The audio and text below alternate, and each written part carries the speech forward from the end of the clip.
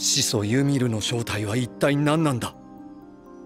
マーレ政権下では悪魔の使い、エルディア帝国の時代では神がもたらした奇跡、有機生物の起源と接触した少女、そう唱える者もいる。は？この世に真実などない。それが現実だ。C'est dans l'épisode 21 de cette saison finale que nous apprenons la réelle identité et l'histoire de la grande ancêtre Ymir Fritz. Ymir n'est ni un démon, ni une déesse, ni une esclave, mais simplement quelqu'un de normal qui attendait depuis 2000 ans qu'on vienne la libérer. Salut la team, j'espère que vous allez bien. On se retrouve aujourd'hui pour une nouvelle vidéo à propos de l'attaque des titans. On va parler de l'épisode 21 qui d'après moi était vraiment légendaire. Les OST étaient incroyables et je trouve que Mappa a vraiment sublimé le flashback d'Ymir. Franchement pour moi cette partie 2 est nettement meilleure que la partie 1 à tous les niveaux. Dans cet épisode, nous apprenons le passé du personnage d'Ymir Fritz. À notre grande surprise, on découvre que toutes les histoires qu'on nous avait racontées à propos d'Ymir étaient fausses. Ymir n'est pas une déesse mais simplement une esclave. Une esclave qui rêvait de liberté. Seulement, elle a dû endurer 2000 ans de souffrance avant d'être libérée par celui qui incarne la liberté dans l'attaque des titans, Eren Yeager. Cet épisode, de toi il y a 2000 ans, répond directement au premier épisode de la saison 1, à toi qui vis 2000 ans plus tard. À ce moment-là, c'était déjà Ymir qui communiquait avec Eren, mais nous reviendrons sur cette idée plus tard dans la vidéo. Comme d'habitude la team, je vous invite à liker, à activer la cloche de notification et à vous abonner pour ne louper aucune vidéo. On parle de l'attaque des titans toutes les semaines sur cette chaîne. Donc sans plus attendre, rentrons dans le vif du sujet.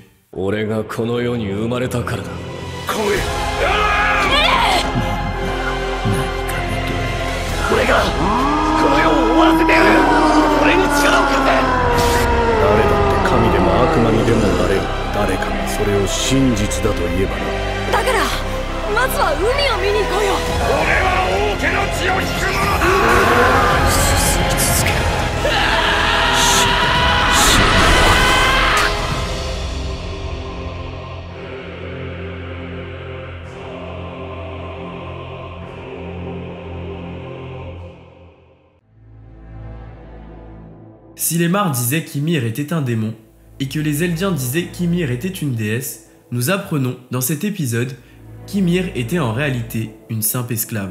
Son village a été attaqué et détruit par l'Empire Eldien. Suite à cela, elle fut réduite à l'esclavage, contrainte d'obéir à l'Empire Eldien.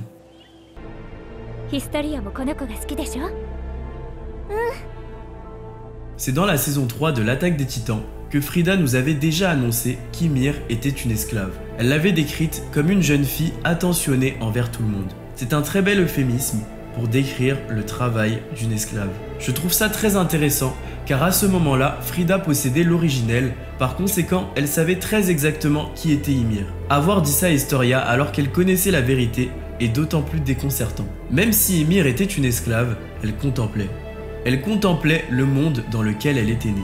Elle contemplait la cruauté de ce monde, mais elle contemplait également la beauté de celui-ci. Un jour, le roi Fritz remarqua qu'une certaine personne avait libéré les cochons enfermés dans leur enclos. Il demanda à ses esclaves de dénoncer le coupable sous peine de perdre leurs yeux. Il explique que d'après lui, les esclaves n'ont pas besoin d'avoir 2 yeux. Je trouve cette idée très intéressante car depuis le début, les yeux d'Ymir sont constamment floutés, insistant sur le fait qu'elle est une esclave et qu'elle n'a pas de volonté propre. À ce moment-là, ce n'est pas 1 ou 2, mais très exactement 13 doigts qui sont tournés vers Ymir. Cet élément est un clin d'œil aux 13 années de vie qu'il reste à un utilisateur du pouvoir des titans.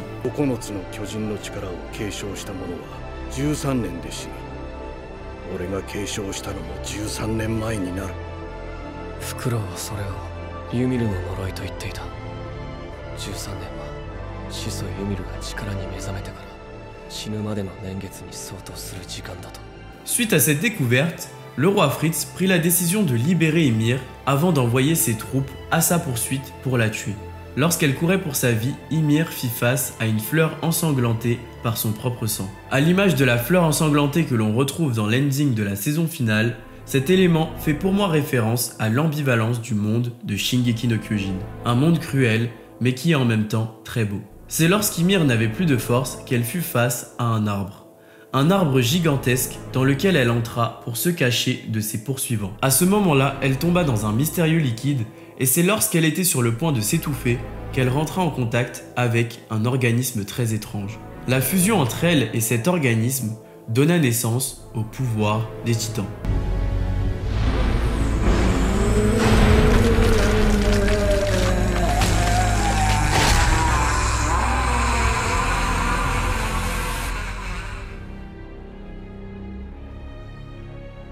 Malgré ce que l'on pourrait penser, Ymir, même après avoir obtenu le pouvoir des titans, n'est pas devenu libre. Shingeki no Kyojin nous montre que l'esclavage est un conditionnement. C'est quelque chose que les individus s'imposent à eux-mêmes. Ils sont prisonniers mentalement. Ymir, alors que c'était la créature la plus puissante de l'humanité, a continué à obéir au roi Fritz. Comme les Eldiens le racontaient, Ymir, grâce au pouvoir des titans, a construit des ponts et développé des nations. Et comme les Mar le racontaient, Ymir, avec le pouvoir des titans, a massacré des peuples et a asservi le reste du monde. Ainsi, la vérité et le mensonge sont deux faces d'une même pièce. Ces deux peuples avaient raison et en même temps, ils avaient tort. Il n'y a pas de vérité absolue dans le monde de l'attaque des titans. Le roi Fritz, pour récompenser Ymir, lui permit de porter sa descendance. Ymir était désormais une Fritz. Elle a porté l'Empire Eldien à son paroxysme. Elle eut 3 enfants, Maria, Rose et Sina. On comprend que ce sont exactement les mêmes noms que ceux des 3 murs qui protègent Paradis. Rappelez-vous, lorsque le 145e roi qui a érigé les murs a obtenu le pouvoir du titan originel, il a, par la même occasion, obtenu la mémoire de l'originel. Donner ces noms aux 3 murs fait directement référence au nom des enfants d'Ymir, la grande ancêtre. Un jour, alors que l'Empire d'Eldia était en pleine période de prospérité, un soldat décida de se rebeller.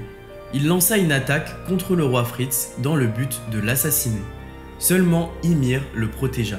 Ymir, pour des raisons inconnues, protégea le monstre qu'il avait réduit à l'esclavage. À ce moment-là, alors que le pouvoir des titans aurait pu la sauver, Ymir se laissa mourir. Seulement, même dans la mort, celle-ci ne trouva pas le repos. Le roi Fritz ordonna à ses filles de se nourrir du cadavre de leur défunte mère afin de récupérer son pouvoir. On avait déjà eu un foreshadowing de cette scène lors de l'ending de la saison 2 de l'attaque des titans. Cet ending a été expressément commandé par Hajime Isayama et on comprend désormais pourquoi. Après que les filles d'Ymir mangèrent son cadavre, le chemin fut créé et 3 branches formèrent l'axe. 3 nouveaux titans venaient d'être créés à partir du titan originel d'Ymir. Le roi Fritz ordonna à ses filles de perpétuer sa descendance et de ne jamais laisser le pouvoir des titans disparaître. Ainsi, au fil des années, 9 titans primordiaux furent créés, se transmettant de génération en génération. L'Empire Eldien a servi le reste du monde pendant des siècles.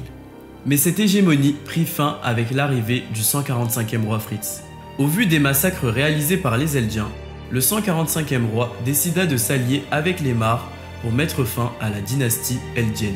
De son côté, Ymir, même après la mort, continua de suivre les ordres du premier roi Fritz. Pendant plus de 2000 ans, elle perpétua le pouvoir des titans, construisant des titans à tous les Eldiens qui sollicitaient son pouvoir. 2000 ans à être esclave, 2000 ans à travailler seul dans les chemins. On comprend désormais pourquoi Ymir obéissait à Sig lors de l'épisode 19 de cette saison finale. Sig étant de sang royal, Ymir suivait toujours les instructions de la famille royale. Le parallèle entre l'apparence de Sig et l'apparence du premier roi Fritz est vraiment très parlante. Ymir obéissait ainsi sans relâche pendant plus de 2000 ans aux ordres de son maître. Seulement en Ymir, il existait également la graine de la liberté. Il existait une partie d'elle, certes minime, mais une partie qui souhaitait être libérée.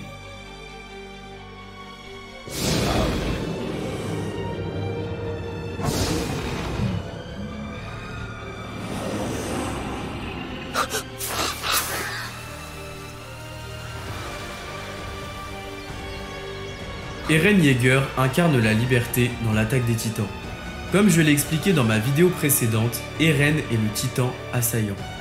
Si le titan assaillant va toujours de l'avant et qu'il aspire à la liberté, c'est parce qu'il est fondamentalement Eren Yeager. Lorsque le pouvoir des titans a été créé il y a plus de 2000 ans, 2000 ans plus tard, Eren Yeager existait déjà. Pendant plus de 2000 ans, il a transmis ses souvenirs du futur à ses prédécesseurs pour les guider, pour arriver au moment où il récupérerait son titan. Ymir et Eren sont profondément liés car Eren est la graine de la liberté en Ymir. Avant que l'âme d'Ymir ne soit divisée en 9 titans primordiaux, le titan assaillant était une partie d'elle. Il incarnait son désir de liberté, son désir de sortir de sa condition d'esclave. Ainsi, lors du premier épisode de la saison 1 de l'attaque des titans, à toi qui vis 2000 ans plus tard, Ymir est entré en contact avec Eren pour la première fois. Ces souvenirs qu'Eren a eus juste avant de se réveiller étaient une manière pour Ymir de communiquer avec lui. Isayama nous prouve ainsi qu'il avait tout prévu depuis le début. Il savait exactement ce qu'il allait faire et je trouve ça extraordinaire. Il faut visualiser l'histoire de l'attaque des titans un peu comme une boucle. Le titan assaillant devait sauver Ymir. Eren devait sauver Ymir. Par conséquent, il a traversé 2000 ans d'histoire afin de se trouver à ce moment-là pour délivrer Ymir, l'esclave. Ymir n'est ni un démon ni une déesse, c'est tout simplement quelqu'un de normal. Tout ce qu'elle voulait, c'était une vie normale. Elle souhaitait être libre. Seulement, elle était incapable de se libérer seule de ces chaînes invisibles. Elle est l'esclave par excellence. La seule personne qui était capable de la libérer était celui qui incarne la liberté dans l'attaque des titans. Celui qui va tellement de l'avant qu'il réussit à transcender le temps et voir le futur. Eren Yeager devait lui permettre de se libérer de ces chaînes invisibles.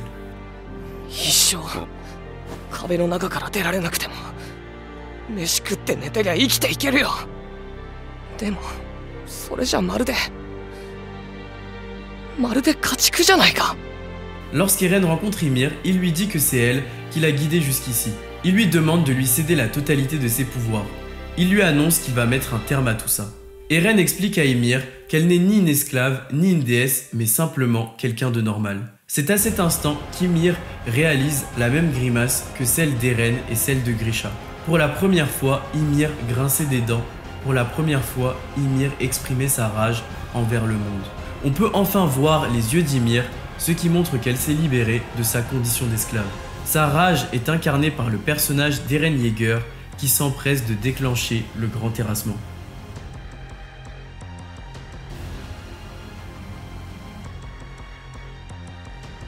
À la fin de l'épisode, le grand terrassement est donc déclenché par Eren Yeager. Il faut savoir que des années dans les chemins ne durent qu'un instant dans la réalité. Par conséquent, les autres personnages ont simplement vu Eren se faire décapiter et le grand terrassement se déclencher dans la foulée. Dans le monde réel, il n'y a quasiment pas eu d'intervalle entre le moment où Eren a été décapité et le moment où le grand terrassement a été déclenché. Les murs Maria, Rose et Sina sont détruits et les titans colossaux du grand terrassement sont libérés par Eren. J'ai trouvé l'animation incroyable à ce moment-là et je parle même pas de l'OST. On voit bien la désillusion dans les yeux d'Armin et de Mikasa lorsqu'ils se rendent compte qu'Eren ne va pas simplement repousser les forces Mar, mais qu'il va bel et bien lâcher les titans du grand terrassement, piétiner l'extérieur des murs. En effet, grâce au pouvoir de l'originel, Eren convoque tous les Eldiens dans les chemins.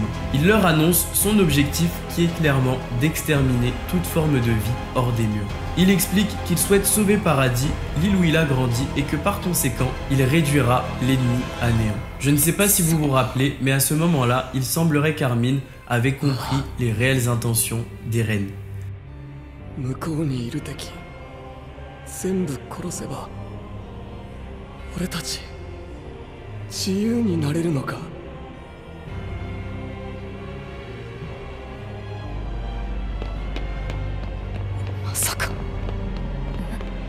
Eren souhaite exterminer l'humanité à l'extérieur des murs. C'est un moment extrêmement important car c'est la première fois qu'Eren explique clairement ce qu'il compte faire.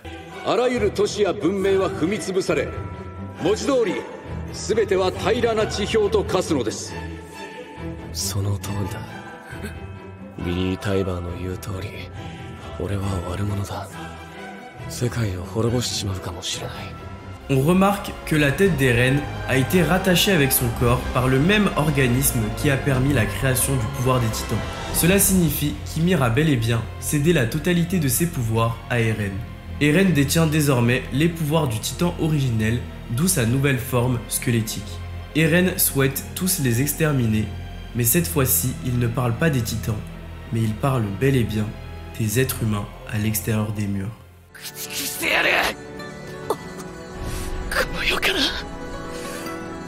き残らずこの世の全てを破壊する。俺は自由だ。いっぱい殺してやる。 Voilà la team, c'était tout pour cette review. Merci d'avoir regardé la vidéo, j'espère qu'elle vous a plu. Dites-moi en commentaire ce que vous avez pensé de l'épisode. Personnellement, vraiment moi j'ai adoré. En tout cas, merci à vous et je vous dis à très vite.